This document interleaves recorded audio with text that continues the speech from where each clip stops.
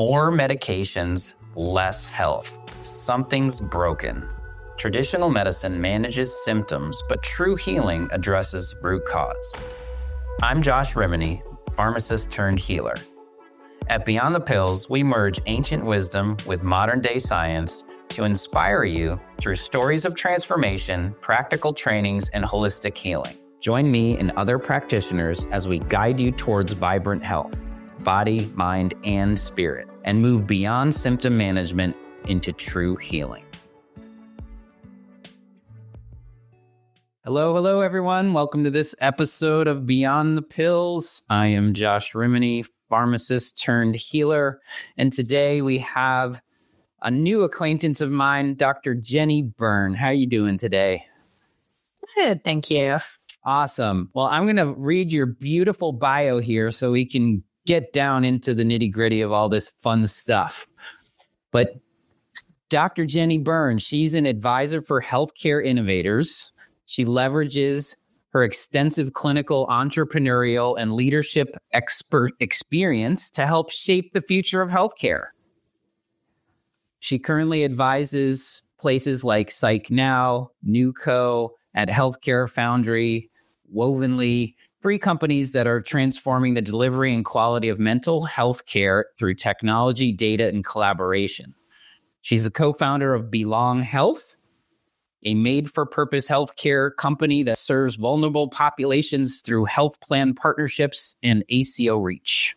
Her mission is to connect the dots between people and ideas in new and unexpected ways, and translate complex concepts and challenges into actionable solutions.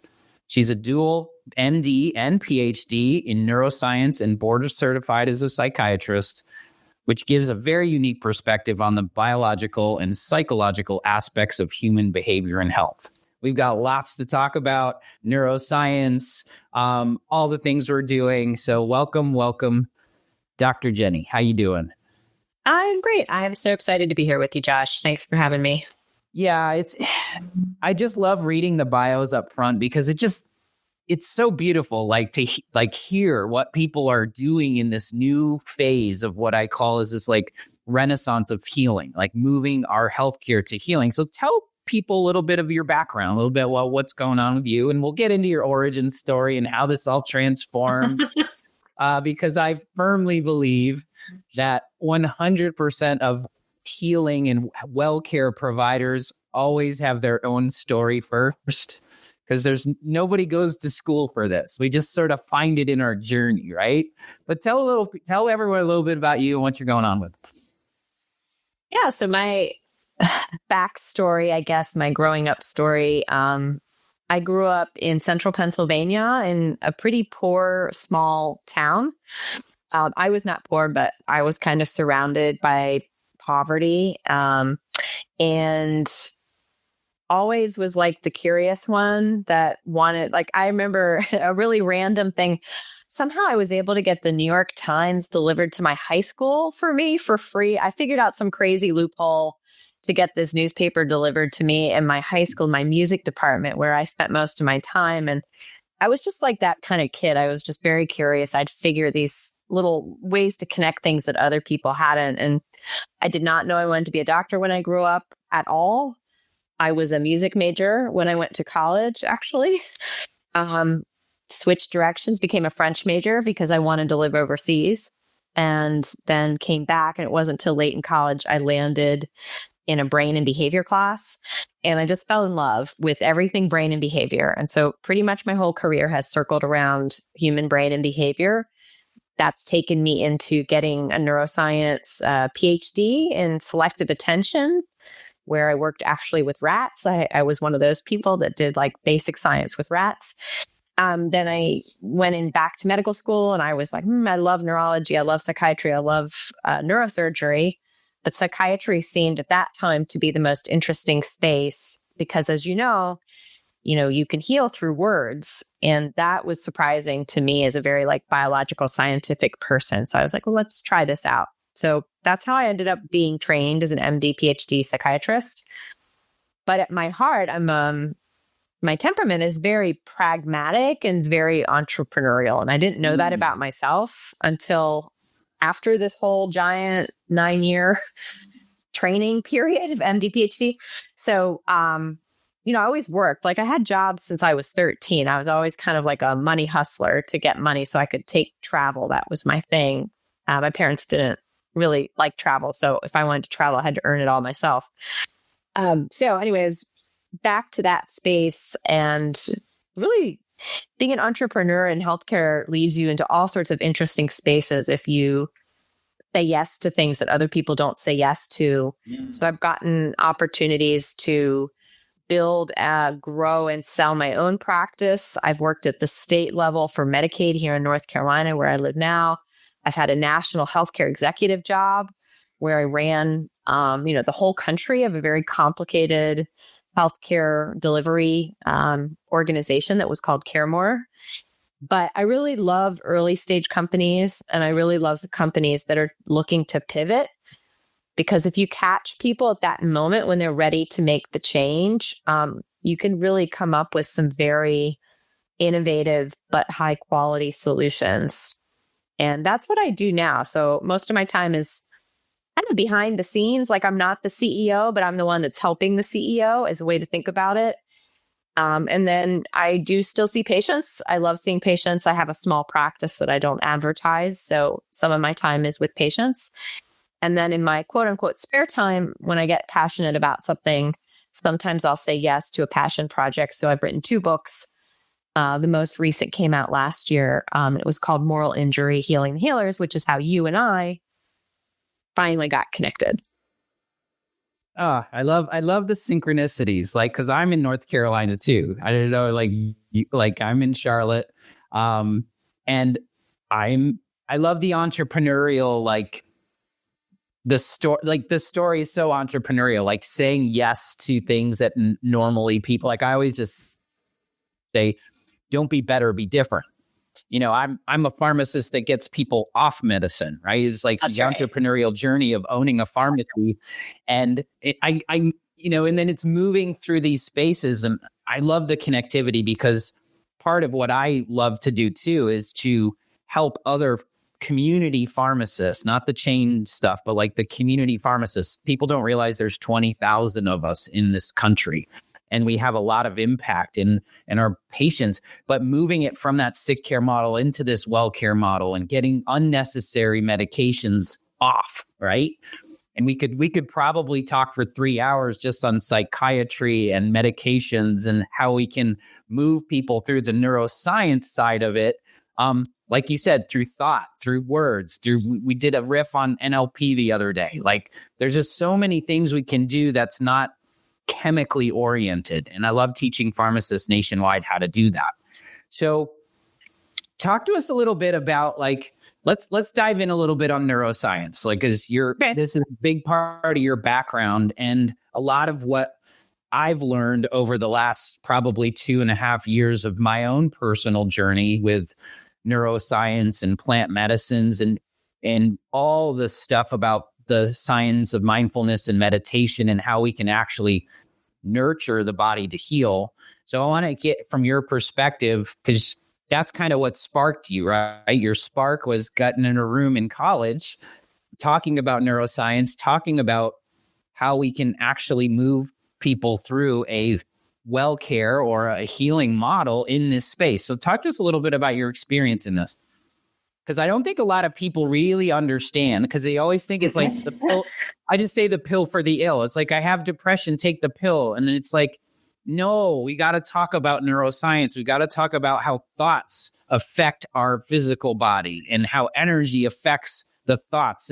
So I love body, mind, spirit medicine. So I want to hear it from your perspective as the PhD and the MD. Yeah, when I started learning about neuroscience, so back in college, the very first class I took was an interdisciplinary class, which back then in the early 90s was actually pretty unusual. So, it used to be you had biology, chemistry, medicine, things were very like separate. And I had this class where they combined biology, neuroscience, pharmacy. We had pharmacy come in. We had medicine come in, we had psychology come in, and different professors would teach different classes.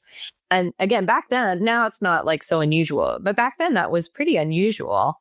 And so right from the get-go, my understanding of neuroscience has been this kind of like multifaceted approach. I would say that since, when I did research, I got very into like the anatomy and the chemistry, the molecules that the brain is using to communicate, the electrical impulses that neurons are using, how those impulses are generated, how the brain is interconnected so that, we have specialty areas of the brain. So I got kind of deep into that, which I guess I'd call the biology of the brain. But then interestingly enough, when it came time to write my PhD dissertation, I had the luxury of the first time having set aside time, 6 months to write. So I don't know if a lot of people have done their PhDs, you probably know, right? You get this like period of time to write. And so I was like, I'm going to geek out on this like hardcore. And so I allowed myself to read very broadly to start writing my dissertation. So I actually started heading into areas like philosophy and history and anthropology and some of these other like areas that you don't normally think about with neuroscience. So my perspective on it kind of evolved. And it comes full circle to me now that what is fascinating to me endlessly about the human brain and our behavior is that, yes, there is a biology. There are chemicals, there are neurons, there's electrical impulses. Yes, that is all true. But there's a transcendence to humans that we still struggle with today, and that really is like the core of all philosophy. Why are we here? What's the soul? What is consciousness? And so you have this whole history of like the mind-body debate, right? Of like, what is the mind? What is the body? People used to think that the mind was in the heart. Right? There were some old forms of medicine, you'd find that the mind was in the heart. And then if you look at the divergence of East and West medicine that happened between Greece and China, primarily, they actually used to be much more similar. And then they've diverged over time. So if you keep rolling back the history, you find that there's so much that we don't know. And it ties in very deeply to our experience of being human. Whereas like having our heart function somehow we don't deeply connect with that as like what's being human, because we see other animals and yes, we need a heart, but like it's our soul and our mind that seems to be like what makes us human. So I see now that a lot of the struggles we're having with understanding how to heal people comes from the fact that there's so many tools in the toolkit to understand this. And like you said, most people just think of a pill, so a chemical that you put in your body, as being the solution. And there's so many other facets. And unless you go back in the history and you understand a little bit of the history of neuroscience, it's very easy to get stuck in this idea of like, well, it's all about these pills, and then everything else is like woo-woo or not real. Or so having the historical context of like where we are today and knowing what came before and what may come after, for me, is like the fascinating part. So I'm going off on some tangents here, but I think it's this idea of like divergent beauty. Yeah. Yeah. But I think I was opening it up for you. Yeah. like it's the brain, and like we have a brain, but we are embodied, right? So if we were able to take our brain and put it into a machine, would it change our perception of who we were because we're no longer in the same body? I think it probably would. So the sci-fi where you take the human brain, you put it in a robot and everything's the same, I don't think so. I mean, other animals have different nervous systems. And I think the idea that if I were in the body of an octopus where I had all these different brains and a different way of communicating, my experience of the world would be so different. I think we are embodied, and that's where right now I think people are struggling a little bit, and they're not healing because we're in a phase where brain and body have been detached Yeah. for a long time. And we're now starting to come back to a phase where people are thinking about them as being deeply intertwined with one another. But it's kind of a pendulum. If you look in history, it kind of goes like back and forth, at least in Western culture, how we think about it. Yeah, I think, thank you because this is part of my personal and professional journey. It is a pendulum. It's like we've gone from this age of information, and now we're going back, like you said. Like I've been studying all the ancient wisdom of the shamanic world of the Americas, and looking at where we were in our healing, and going from the heart.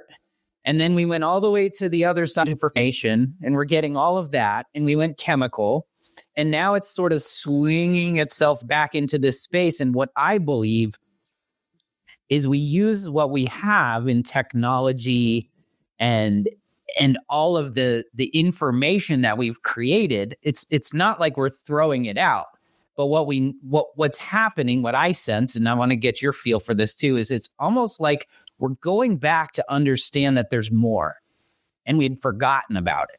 And so blending or merging ancient wisdom and all these things that we used to know that we sort of forgot because we sort of replaced it, right? We replaced it with medicine. We replaced it with these things. And now I think society and the world, we're changing on quantum levels here. We know that we're living in a quantum existence, and what we thought was our own consciousness is actually expanding and creating all these beautiful things. And yes, you can get down the rabbit holes for sure and get through that. But it's so nice to hear others talking about this kind of thing, because we're not throwing out what we knew or what we've discovered, at least in this era of medicine. But I think what's happening, and maybe if you've seen it in your practice too, is people are actually kind of waking up too. Like big pharma, big food is not always the solution, but maybe it's part of the solution, and we can go further into our own existence. We can open up this beautiful brain of ours. I always think it's funny. We're on the verge of creating a quantum computer, right? But we have these beautiful brains that are probably way more technologically advanced if we could just continue to open up our own awareness and consciousness and use it for what it's supposed to be. I just wanted to I wanted to pause and just say, like, wow, like this is the forefront of medicine, right? We're moving towards these things where we can use our technology, we can use frequency medicine, we can use these things, but also go back into the intuitive side of us and nurture, I call it mind, body, spirit connections, rather than figuring out the stuff in just the chemical side of things, right? Or the body part of it. There's more. It's like, oh my gosh, I'm turning 50 this year, and it's like, I only figured out half of it. It's like, oh my gosh, there's this whole other side of medicine and healing that's so powerful. And then you've got these, I go to Peru, and the shamans are like, yeah, we've known this for 1,000 years. You guys are just catching up with us. Like, it's really interesting. So I just wanted to give my own 2 cents on all that. Yeah, I think the hard part, because yes, we are returning to things we knew. And by the way, the pattern of forgetting is very common historically too. If you go back, we forget things all the time. Like, that's a very normal history. And I think the challenge is now that the amount of information and the complexity of the information has exceeded our current human brain's ability to actually like process all of it. So when I trained in school, there was a feeling of like, if I just studied hard enough and I never slept, I think I could get all this, right? I think I could know it all. And now I don't feel that way at all. I'm like, there's no way I could possibly know everything about traditional medicine, plus ancient medicine, plus new stuff, plus it has vastly exceeded my brain's ability. And I think I'm pretty smart. And I'm pretty nerdy, but like it's exceeded any human's brain ability to actually process all of it. So I think the challenge now is, given the amount of information and the rapid pace of new information, how do you find the art and science of healing? Like there is an art and then there is a science. Yeah. Yes. And people can get very mixed up in the two. And this is where I believe that humans are needed in the loop to navigate the space between art and science. I think the robots can do a really good job of information processing and help us quite a bit. I think that medical understanding, what we use these mental models of medicine and scientific hypothesis testing, that's very helpful sometimes. And then there's like this other side, which is mostly art right now, not as much science. And some things aren't amenable to our scientific process, which makes it even harder to evaluate. So the art and the science coming together, this is where I believe that the human healer sits, right? You sit at the intersection of the science and the art. And it is your humanity and your training and your experience that makes you a good healer. It's not necessarily just science or art. And a lot of clinicians these days, maybe you felt this way, are really struggling because they don't feel like they're healers anymore. They don't feel like there's art. They feel that what they do has become so industrialized that they just feel like they're in a machine. And so nobody gets healing when everybody feels like they're in a machine. And so the human healing part, everybody feels it's loss. And I feel like people are seeking that. And that may lead people to seek things that are actually dangerous. And a lot of the non-medical stuff is dangerous, but a lot of the medical stuff is dangerous too, right? So it's like people are seeking healing. But how do you find someone that you can trust that's a human being that can like navigate all that for you? And that's what I try to do as a clinician. And that's what I advise companies to try to help them create spaces for their clinicians to do that. I personally still believe we need clinicians. I think there's value in the training. I think there's value in the experience, but there's also value in being human. And that's the part that everybody's losing. And I think that's why people are feeling quite wounded these days. Yeah, it's so important to talk about. And I do want to talk about burnout in healthcare, burnout of these healers. But I love how you say the art and the science. I put "and" in the equation now because it's this beautiful paradox that we're in. I believe too, like AI is going to be able to diagnose the problem really fast.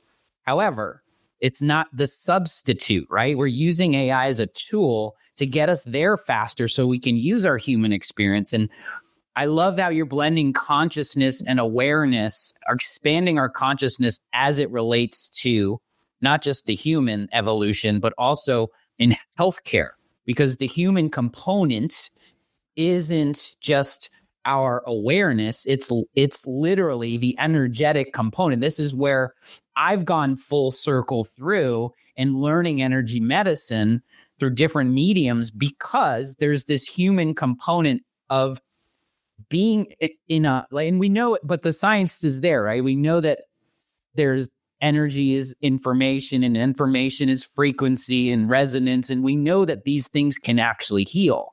Like this is, but it's funny because I talk to pharmacists and I'm on stage talking about wellness in pharmacy, right? And I'm like, you guys have all heard of the placebo effect, right? And they're like, yeah. Like pharma just washes out placebo because they don't want people to know that it's not their drug, that sometimes 30% of people can get better off of. And so now we're bringing the science into the placebo. I love Dispenza's work and everything. It's like, oh, no, actually, we're here to nurture how we can heal you and direct you in those directions. So my mentor always says the doctor of the future is the patient, and how we can move our empowerment into helping our bodies heal themselves and moving through. I just think from functional side, as a functional medicine provider, it's like more good signals in, less bad signals out. and let's get the body to do what it's supposed to do. Because inherently, that's what you were saying. It's like there's a human component to this heart, to this thing we do, right? It's simple. It's like, how does your heart know that it should be beating right now, right? There's no like program that you can figure out. There's an intuitive space into this. So I love how you brought the art and the science in and looking at it from this new perspective of we're using the intelligence of what we have and moving it down the pathway. And I think providers, you're right. Like providers are sensing that we don't want to treat people like a number. We've got private equity buying everything and saying like, you just got to fix everybody every 8 minutes or 7 minutes, right? And then you've got the opposite side of like, let's take some time with our clients, right? Well, let me interrupt because I actually want to challenge something, a little bit of an assumption I hear a lot right now. And that is that in this narrative around clinician burnout and moral injury, the narrative I'm hearing a lot of people use is an us versus them, like a classic villain story where the clinicians are the good guys, private equity is the bad guys, or, frontline is good, executives are bad. And it's a narrative which is like, I think, making us hurt ourselves more because it's in the vast majority of cases just simply not true.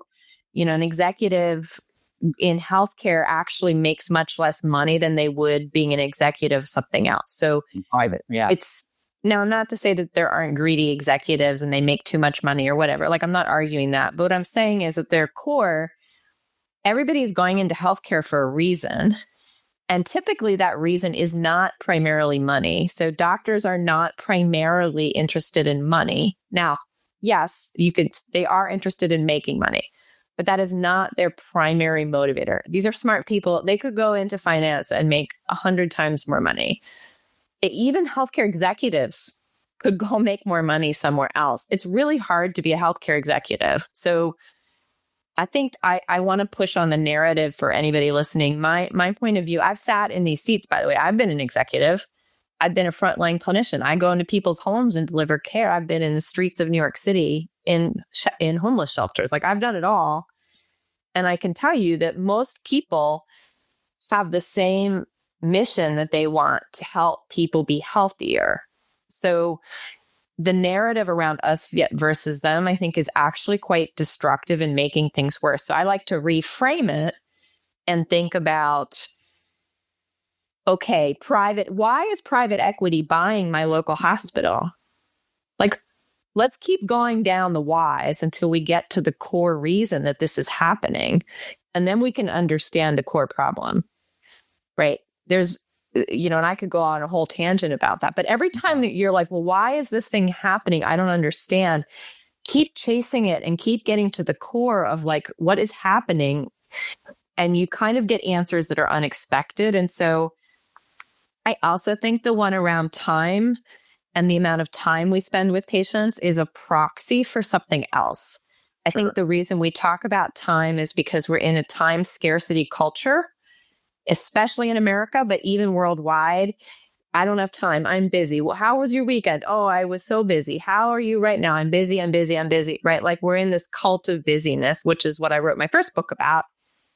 And so we say time to mean something is missing. I wish I had more time for blah, blah.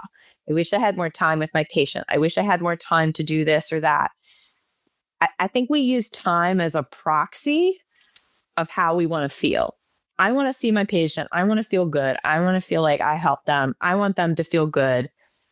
And I only had 10 minutes. I know if I had 60 minutes, I could make them feel good. Is that true or not? I don't think the neuroscience supports that. I think you can be in sync with someone else very, very quickly at a neuronal level, right? Like, when you look at the neuroscience of people telling stories, the person telling the story, their brain lights up. The person hearing the story, the brain lights up in a similar way. Yep. Very, very quickly. So I don't even know if it has to be at the same time. If I watch a video someone has made that's very compelling and emotional, it might even elicit a synchronous activity in me, and we're not even doing it at the same time. So I think the proxy of time, again, we should always go deeper. If you say, well, if I had more time, it would be different. And then it's like, well, why would it be different? Well, I would be able to listen better. Well, why would more time make you be able to listen better? Well, because I wouldn't be worried about writing my note. Well, why wouldn't you be worried about your note? Well, because I have to get my notes done before the end. Why? You know what I mean? You keep kind of like, I do a lot of unpeeling the onion to get to the core problem, because the problem on the surface may not be the problem at the core. Well, it's beautiful. And thank you for putting like your spin, but light on that, because it really is important. And my functional brain always goes to the why, right? It's like, well, go deeper, go why, deeper why. And you can do that with triggers and traumas and, all sorts of things. But let's circle back to kind of where your second book came from, but like burnout in healthcare. It's a big deal. And it's the same thing about being rushed, like you talked about this whole time, and which is beautiful because we're expanding time now and we're able to do these things. But since you put a lot of emphasis in your career and your life around this component, I want you to let's open up that box a little bit. Yeah. It's the awareness is always number one for me, like getting people aware of these things and then the solution, right? Yeah. So I think let's start with the word burnout. So I actually think words matter. Again, if you go back into neuroscience, linguistics, right? Like words matter. I don't think what we're experiencing, many people are not actually experiencing burnout, or they're not experiencing burnout alone. The way I would describe what's happening now is a Venn diagram, and I don't have a whiteboard or I would like draw it, but you imagine those three circles overlapping, right? Yeah. One of the circles is burnout. Burnout is, I believe the best definition is a state of energy depletion, whether it's physical or mental. And it is something that can be recharged.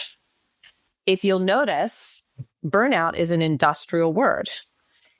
Light bulbs burn out, batteries burn out, electronic devices burn out. I think that choice of word inherently is an industrial term that in of itself is actually wounding. So agreed. Yeah. If you're just depleted and you're tired and you go take a vacation or sabbatical or whatever, and you come back, everything should be just fine. But we know that is not what is happening. Yes, you need a vacation. Yes, you need a break. Yes, you need yoga. Yes, you need whatever you need. But that is not fixing what we're seeing. If anything, it's just getting worse. So clearly burnout as an energy depletion state isn't what's going on. So this is the issue, that the why question that I started to get really passionate about. Like, okay, it's not this. What is it? And I came across the second circle in the Venn diagram, which is moral injury.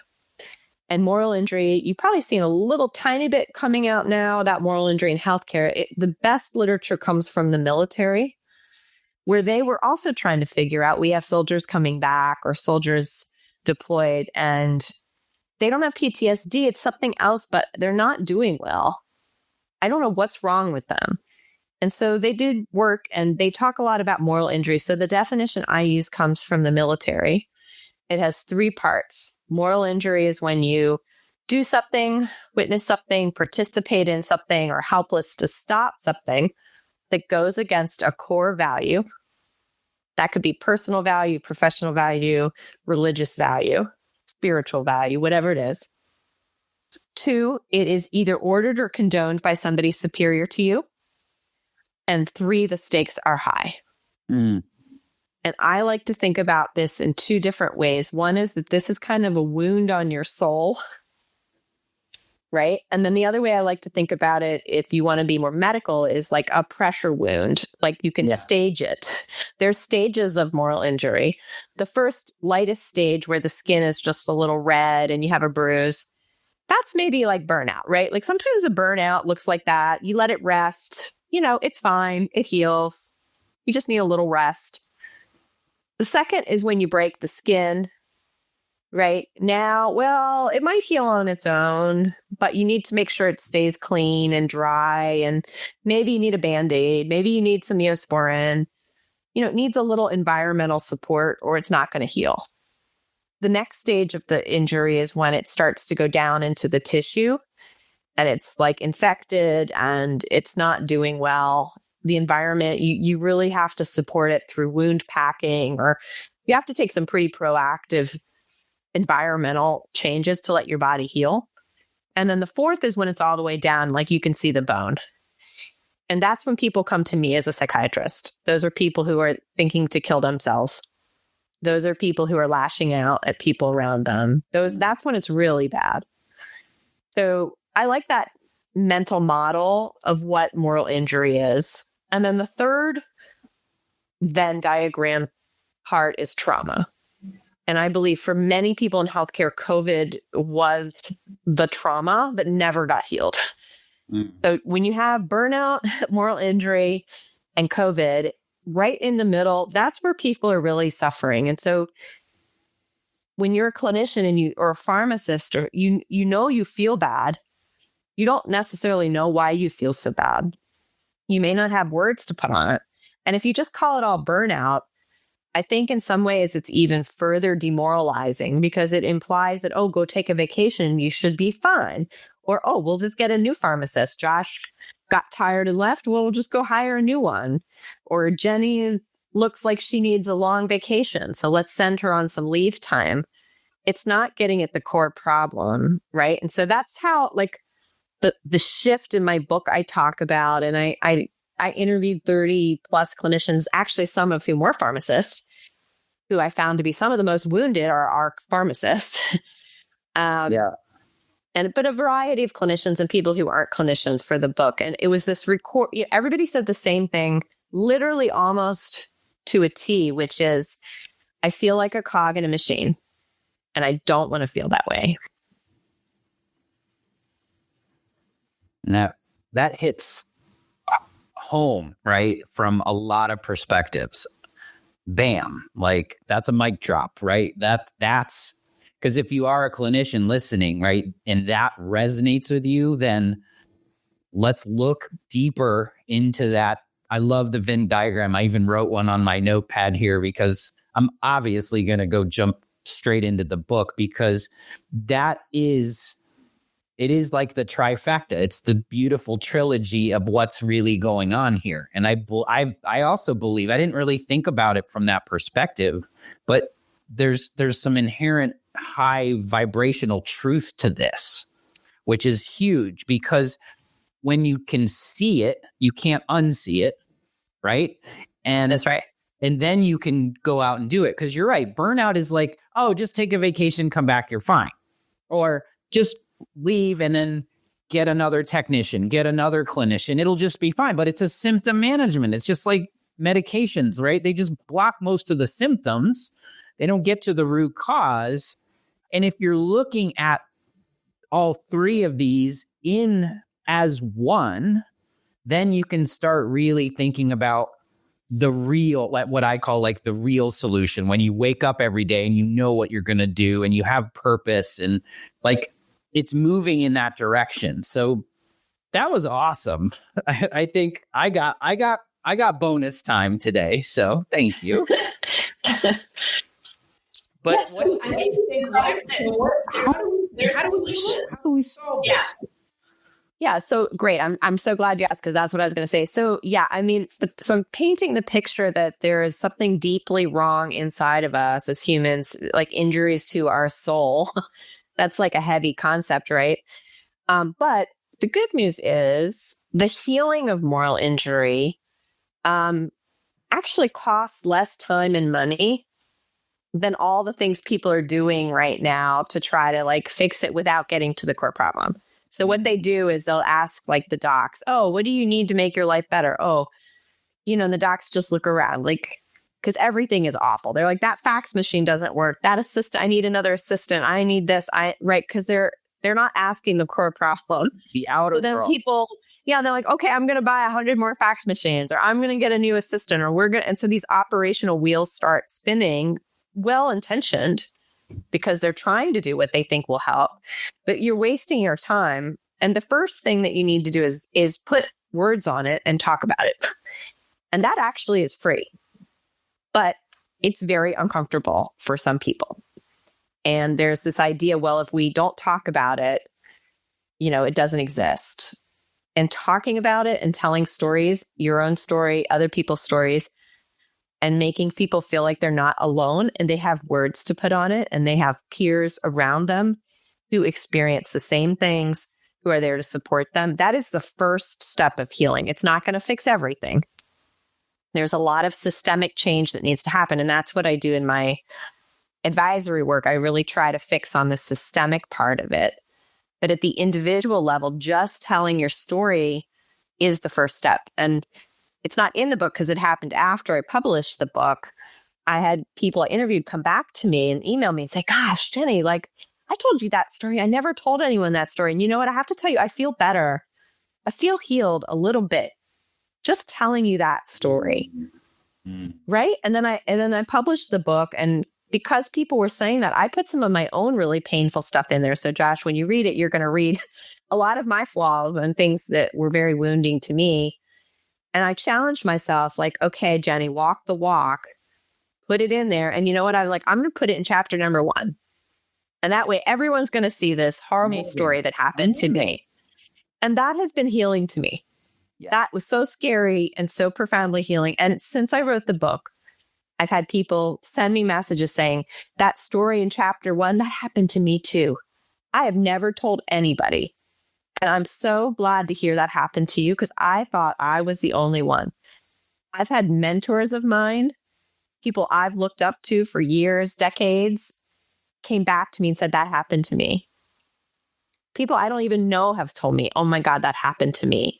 So the power of storytelling, it's not going to fix everything, but it is free and it is deeply healing. And as you know, I'm sure, Josh, when you go to Peru or whatever, like storytelling and the ritual of storytelling and bearing witness to each other's pain, even if you don't have anything to offer to fix that person's pain, that is a deep part of human healing. It's just how we're built. Yes. And even if you're an introvert, like the human healing part is so important. And again, it's free.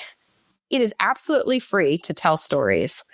So when I talk to organizations about what they can do now, I think sometimes creating a safe space to tell stories is one of the most inexpensive things that they can do, but sometimes the hardest for them. And I'm a shrink, so like I got training on how to have hard conversations and how to do it, but not everybody did. So that, people have to feel comfortable, but it's learnable. You don't have to be a therapist to learn how to have a hard conversation.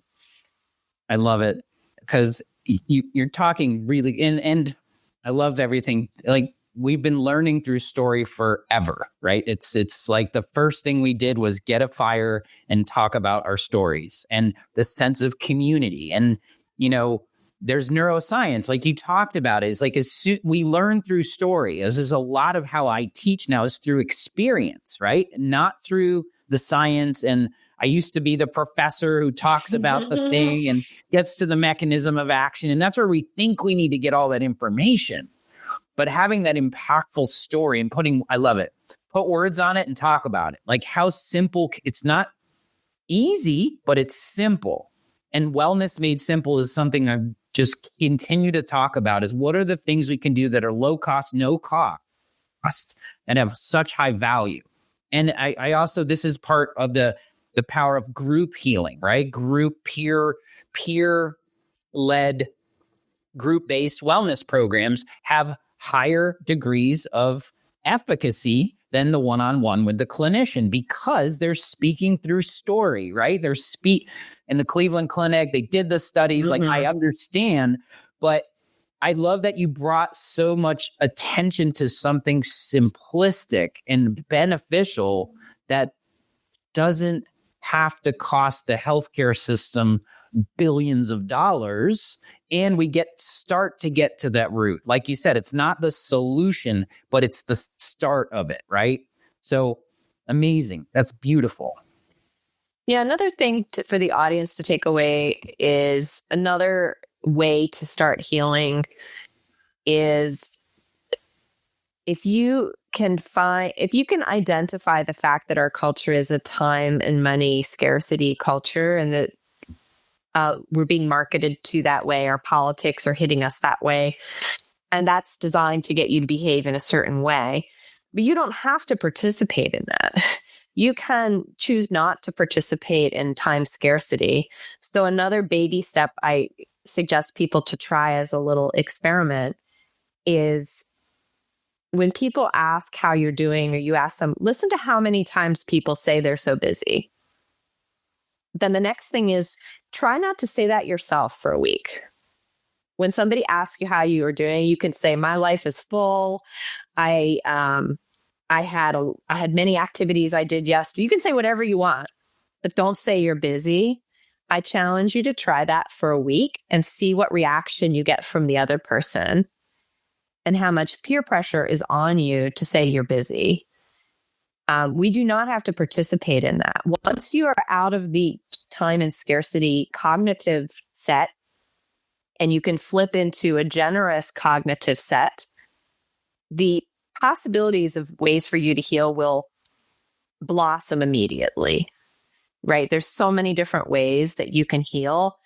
Some clinicians find healing in advocacy, being an advocate for a patient or other clinicians or something, maybe like what we're doing, you and I, Josh.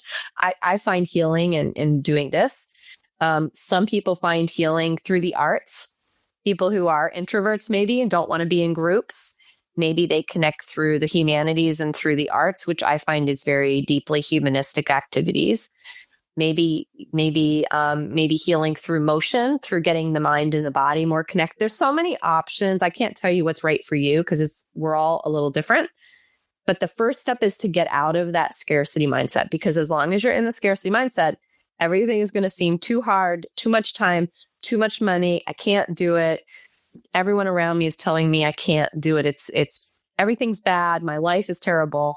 Like, until you can recognize that you're in that and make a choice to step out of it, even if it's only for a brief amount of time, it will be very difficult to heal. So finding that way to get out of that space, and that's what healers do, I think sometimes, is like we create a space and a way for people to step out of that culture. And then I challenge people to, I don't have my phone. I don't even know where my phone is. That's how much I challenge myself to throw away the phone. The phone is not inherently good or bad, but we do have control over it. Whether you think you do or not, you do have control over it. If you put your phone in another room, you will continue to breathe air and exist. So, I think sometimes we also have more control than we think we do, especially clinicians. I think we have way more control than we think we do. I love it. It's very empowering to hear these things, and they're very simple, right? Yes, 80+% of people, the first thing they do when they wake up is grab their phone and scroll of death, whatever they're doing, right? But if you really look at it, when we were growing up, there was no such thing as a cell phone. So it's like we can actually unplug from it and we're still going to be fine. And I love the part where you said there was a piece there that I've gotten a lot of value from my own personal healing, and the wounded healer's journey, right, is moving ourselves through so we can help others. But learning through experience rather than through this, we're talking here, right? But doing a not busy challenge, right? Just framing that up creates a very different intention where all of those things now start to appear in front of you. It's kind of like when we know the science is there, but when you're open and aware, it's like, no, my life's pretty vibrant right now. My girls are vibrant. They're super, super, they're just so healthily doing lots of things. It's so beautiful. And then all of a sudden you're like this, right? Versus I'm busy. So I love the not busy challenge. I'm gonna try it. I'm gonna borrow that and try that. And I love, these simple things. Put words on it and talk about it. Beautiful. We've got, and then unplug for a while. It doesn't, and like you said, everybody has their own, right? It could be just taking this off, do not disturb for 2 hours. I tell people every 3 hours, pause for 3 minutes and breathe. whatever you're doing, unless the house is on fire, you can pause, or unless you're in traffic or whatever, driving, pause 3 minutes, do some deep breaths, go back to your day. Like you'll center, right? There's these little pauses. And from a healing perspective, if depending on that severity you talked about, like those levels of traumatic experiences, sometimes when that wound is pretty deep, you got to jump away and get some things done. That's why I took 3 weeks and went to Peru and did what I needed to do, because I inherently knew I was a cog in the wheel. I was just doing the thing, and that's what I needed. And so everyone can do it in different ways. I love healing the healers. I'm doing a retreat in Costa Rica for healthcare providers, and it's called Heal the Healers. So I love that. Your second book, Moral Injury. How do people get a hold of your book? You on Amazon and Amazon. All books are on Amazon. There is ebook, paperback, and audiobook. So however you like to get it. And then if that wound is deeper and you need more help, there are lots of people out here willing to help. I am one of them. If you reach out to me through my website, which I think you can put in the notes, Josh Constellation PLLC. If I can't help you, I'll try to help find you somewhere to go. I know it's hard to reach out. I give people my text and they, I don't get it abused. So I know that reaching out is the hardest step, but it's not just me. There are lots of people out there to help you. So if that wound is really deep and you need some help, I'm happy to guide you in any way I can. I love that. And that's your new practice, right? Constellation. And yep, it's a small practice. It's designed. It's a little bit non-traditional. I can text people and do some interesting stuff that's not just sitting and doing appointments. It's very well geared to other clinicians and professionals. Beautiful. I love that. The world needs healing. Healers need healing. We've already got to the places like, if you could do one thing, we've already got 2 beautiful things, 3 beautiful things they can do. What else? Is there anything else that you want people to know as we're kind of sailing off into this beautiful conversation? Because there's so many good things that happened through this today that I'm really, really excited for. So thank you so much for that. You're welcome. I would say the final thing as we wrap up, maybe I'll just build on what you said, Josh, is like, you can call it unplugging, whatever you want to do, like create time and space to be intentionally bored. And you will be shocked at what pops up into that space. But you have to be actually bored, like looking at the wall with nothing to do, or just walking around with and it's the funniest thing. When we're kids, we used to do, well, when I was a kid in the 70s, we used to do that a lot. But literally make yourself get bored and the most amazing things will happen. So try sitting and looking at a wall for 15 minutes this weekend, and you will be, I think, shocked at like what it feels like and what happens. I love that. Like, it's what I've been calling slowing down to speed up, right? When you literally, and for your high achievers, and especially like high profile practitioners, it's like your schedule's always, we're not going to say busy, but it's full. Like, you got a full day. And so I've actually recently done this where it's not I'm meditating, I'm not doing something. It's like, no, I took an hour out of my calendar and I said, Josh, you have nothing to do. You're going to sit here and do nothing. You're not going to meditate. You're not going to think about a thing. You're not going to do the visualization that you usually, it's like, no, just sit there and allow. I love what you did. This is perfect, because even for 5 minutes, somebody could, if you do nothing, something comes into your conscious awareness. It's not a thought. It's just that some people call them downloads or whatever. It's like, if you want to solve your problem, stop thinking about it. Just actually do nothing and see what happens. Yeah. So that was a pleasure, Josh. Thank you so much for having me. Dr. Jennie, this was amazing. There's so many things so much great sage advice in here and wisdom. Thank you so much for all the things you're doing. Go visit our constellationpllc.com. Go grab our books, especially the Heal the Healers, on Amazon. This is going to be so fun. I can't wait to read it. All right. Thank you, Josh. All right, everyone. Stay well. Bye.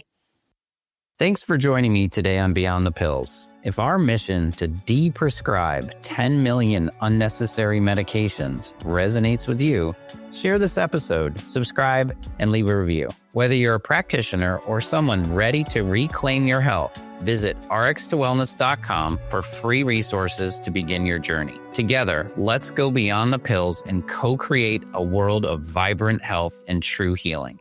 Until next time, live better and stay well.